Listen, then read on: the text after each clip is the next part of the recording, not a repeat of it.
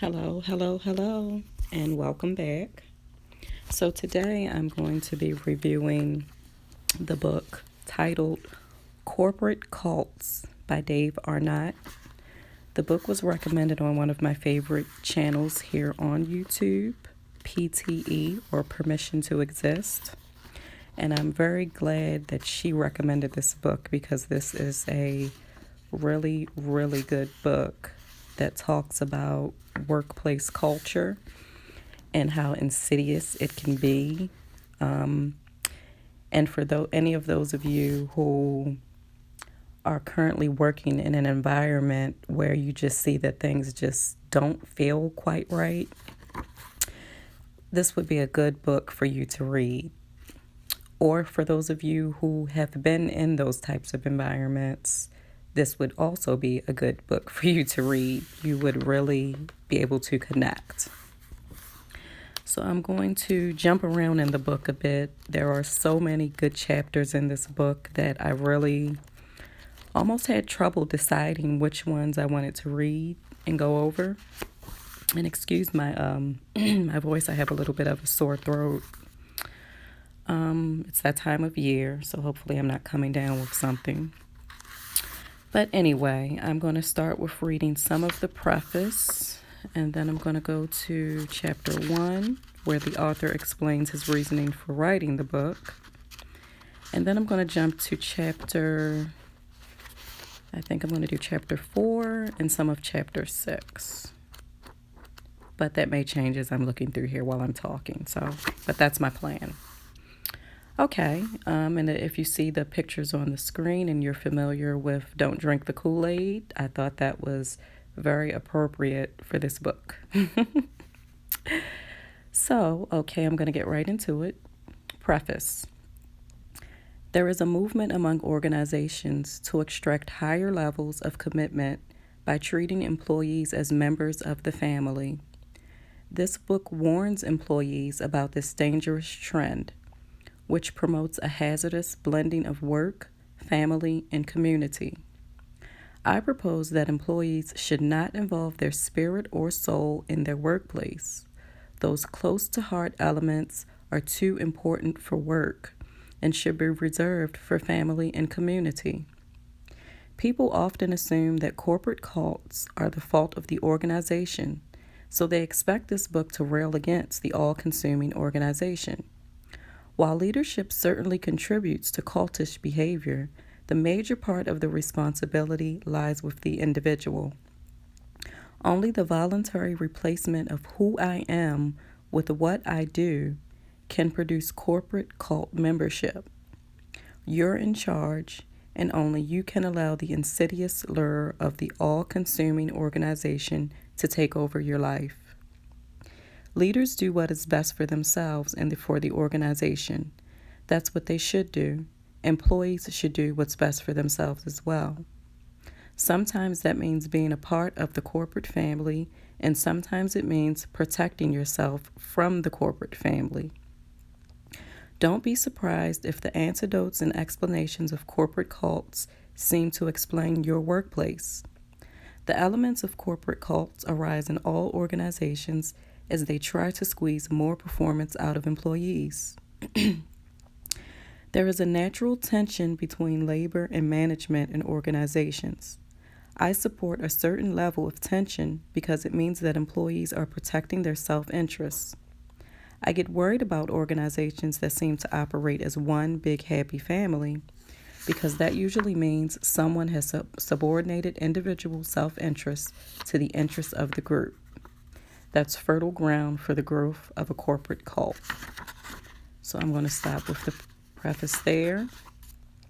And I'm going to move into chapter 1, and I'm going to read the first 2 paragraphs of chapter 1 because this gives more of an idea of what the book is about and why he wrote the book. So chapter 1, When Culture Becomes a Cult. Work has become too important. People should find more value in who they are and less value in what they do. Employees to whom work has become too important have allowed their workplace to become their own corporate cult. Corporate cults are dangerous because they take more from the employee than they return. Individual identity is replaced with organizational identity. Increasing amounts of time and energy are invested in the corporation at the expense of family and community. This book is about corporate cults. Through antidotes, testing, and comparison, the book helps identify how culted you are with your organization. All organizations have some degree of cultedness. Some have more than others. Are you in a corporate cult? This book will help you to determine this.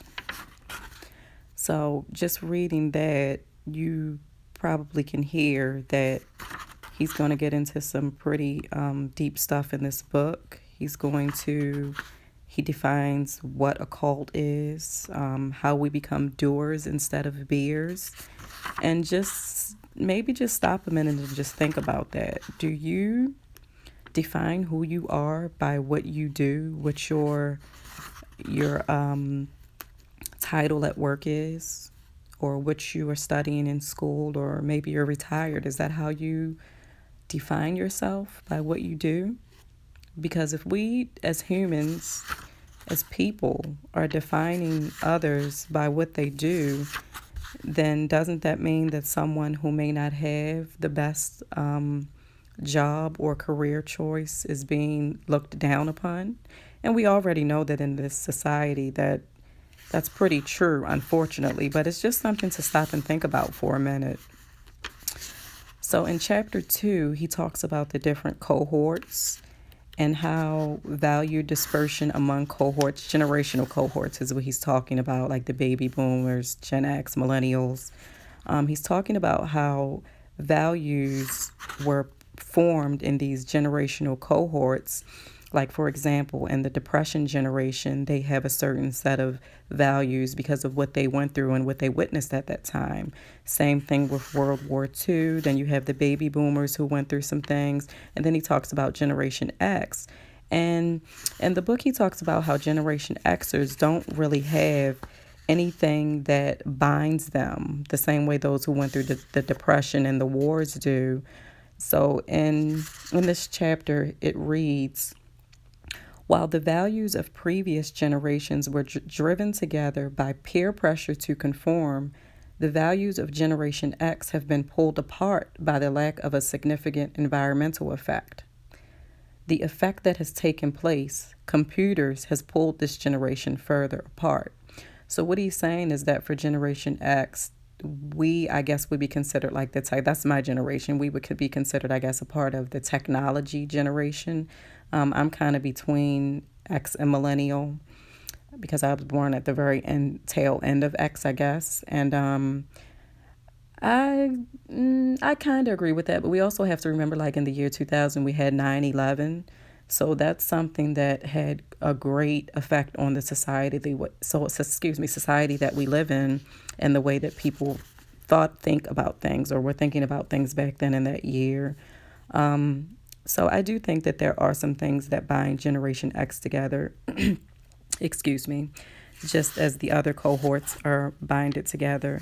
But he brings that up to say that in the workplace, it was easier to cult people who come from previous generations simply because they had the same set of values. They all kind of thought alike. And when you have a bunch of people coming into a workplace who already have the same values and all kind of think alike and all kind of want the same things, then it's pretty easy to get them to fall in line with whatever the company policies are, as long as the company can hit on some of those values. But when you have different generations, which is what is happening now, and a lot of the baby boomers are starting to retire, and Gen Xers are taking over, and some millennials, and so you have these different generational cohorts coming into the workplace, which is causing some pretty sticky situations because a lot of baby boomers, from what I've seen on the internet and articles that I've read and conversations that I've heard, they believe that millennials are kind of entitled and lazy. And then millennials look at the boomers like, well, you didn't leave anything for me. You created this situation that we kind of have now. So it's like, don't point your finger at me. Don't blame me. I wasn't around when things were happening and laws were being passed to give me $100,000 in student loan debt, that kind of thing.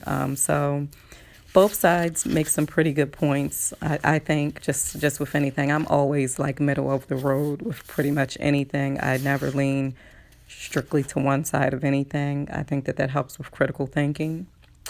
But anyway, I'm going to move along from that and just share your thoughts if you have any thoughts in the comments about that, about the generational cohorts. So in chapter 3, he talks about the competitive advantage selection model. So what he talks about here is he talks about people who fall in one of two groups: the collection of specialists or the specialist collection. So one is very task-oriented, the other is more people-oriented. And in this chapter, in chapter 3, he talks about personalities and how, again, there are task people and people. And whenever these are mixed together, processes can suffer, because if you have someone who's a more task-oriented, introverted person, which I happen to be, I'm more of an introverted person. I love to just focus on my task and get it done, and I don't really need to talk to a lot of people. I don't need that amount of interaction with people every day like some people do. So if you put someone in a very task-oriented role, for example, if someone is a programmer, but they are a more people person, they're going to suffer because they're probably going to be that person that's up walking around the office, talking to everybody, disturbing the office, because most everyone else that are programmers are very task-oriented introverts. And then you have this extrovert that's just walking around disturbing the office, not thinking anything of it because this is who they are. But he talks about that. He goes into great detail in this book where he talks about that, and I thought that was really interesting. And you can see if you are either a collection of specialists or if you are one of the specialist collection.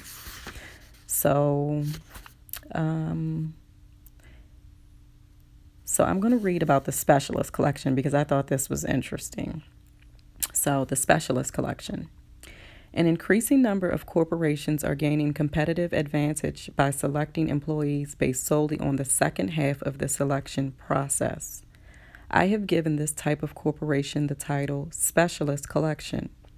These corporations collect people only for who they are, with little regard for what they do. They conduct only the last half of the traditional selection process that includes task and people abilities. Amazing as it may seem, the specialist collection doesn't care much about task ability. It selects employees based solely on what kind of people they are. So can you imagine, or can you think of any jobs or companies that are selecting people based solely on the kind of person they are and not necessarily on what they do? Or have you ever worked in an environment where someone was hired and they just, in your opinion, and maybe some of your colleagues' opinion, they just did not know what they were doing, they were not qualified, and you were just wondering like, oh my goodness, how did this person get this job? Why are they here? This would be one of the specialist collection. People who, they're hired for who they are. Maybe they had a nice personality. Maybe the person hiring them liked their sense of style. I don't know, their glasses. What they talked about as far as their activities outside of the workplace. And maybe they just had a resume that looked nice, but it wasn't based upon a proven track record of completed tasks successfully. So they would fall into the specialist collection. And I just thought that was very interesting, because if you haven't come across that yet in your workplace, give it some time. You definitely will. So then he goes on to say, employees who are hired for who I am must get their functional training from the employer. Organizations favor this type of training because they have more control over it. Control is an important issue in private as well as corporate life. Corporate cults control the lives of their members, and providing specialized training allows the cult to inculcate the worker with corporate idealism and thoughts to the exclusion of outside influences. Do I need to read that again? People who are hired for who they are must get their training from no place other than the employer. Drinking the Kool-Aid. This sounds like a situation where your employer will say, hey, we will reimburse continued education, but you have to get it from us. You can't go to a community college or any kind of online training that you may see that's interesting. It has to come from your employer. And some people wouldn't even stop to think why that may be. But moving along, he says, beware of the specialist collection. Specialist collections are dangerous because people who find value in who they are at work are shortchanging themselves. We are more than what we do. We are who we are. The value of who we are is not found in what we do. It's found in who we are within our family and who we are within our community. Specialist collection employees have been given the message, you are valuable to this company because of who you are. That's why we hired you. I don't deny that gives the new employees a warm, wonderful feeling, but does that mean that if the person is fired for whatever reason, the converse is true? In a firing situation, is the employee told, you are of no value to this company because of who you are? The value people find at work is often related to an unwritten agreement they make with their employer. It's called the psychological contract. So then he goes into the psychological contract in corporate cults. And I'm just going to back up a minute just to what I just read, where he talked about specialist collection people being dangerous. Because if you think about that, that's very true.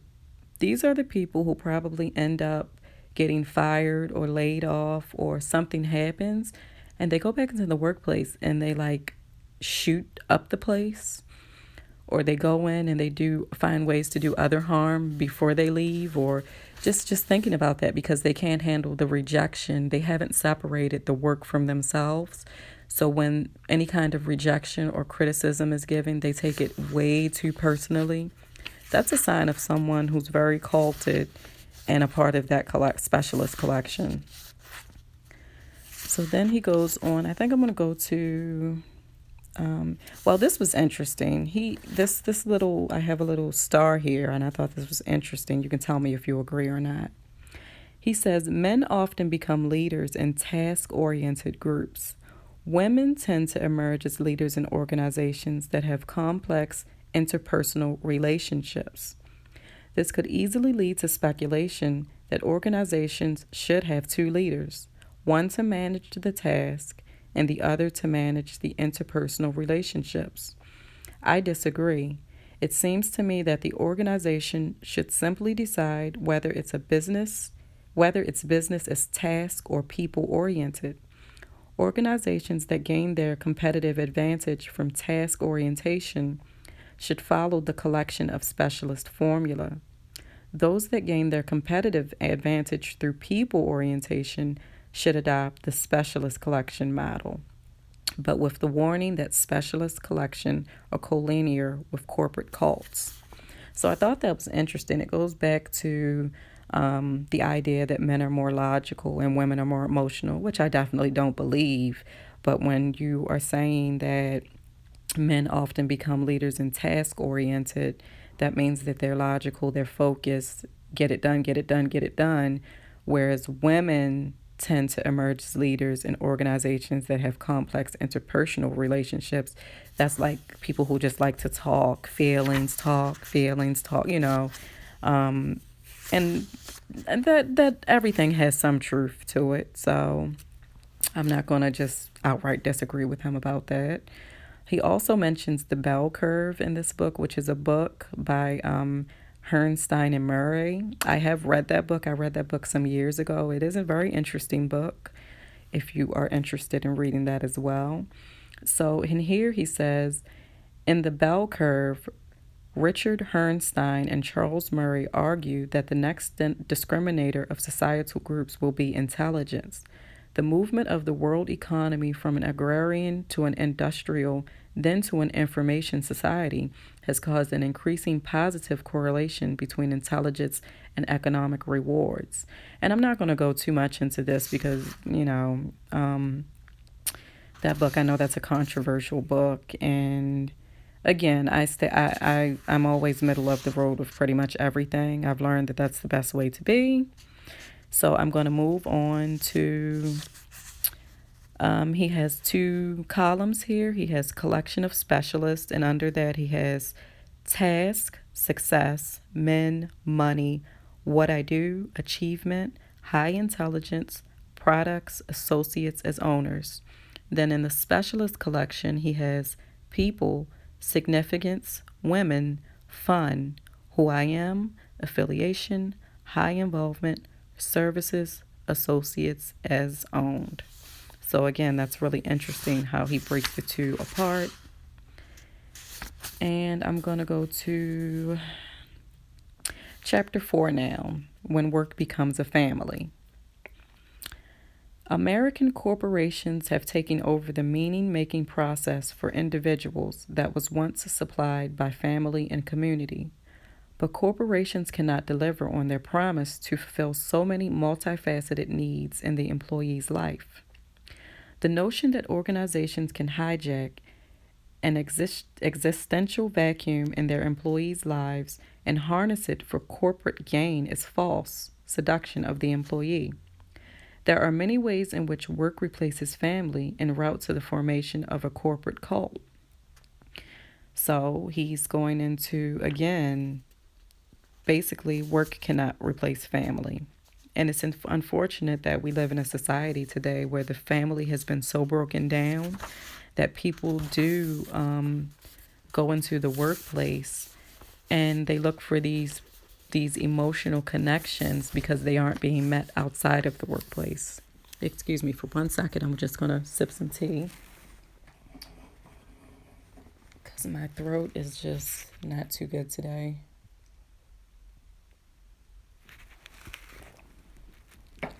So again, yes, it's really unfortunate. I'm an introvert, so not having a lot of people to talk to doesn't bother me. I can go to work and not talk to anybody all day and I would be perfectly fine. Nobody has to say anything to me. I don't get offended. I'm not one of those people who are like, oh, so-and-so walked by me today and didn't speak. Or so-and-so didn't invite me, or I don't care. Trust me, I probably didn't even notice so-and-so because I talk to myself a lot. I think anyone who's an introvert, I think if you're an introvert, you can definitely relate that we always have a conversation going on with ourselves. So that's why sometimes I think we come off as awkward or some people take us the wrong way because we're just not very always aware of what's going on outside of us because we're too busy. We're just too busy thinking about whatever. I don't know. Anyway, so he goes on to say balance is a good thing. Research seems to suggest that the extreme commitment level of corporate cult employees is not always best for the corporation.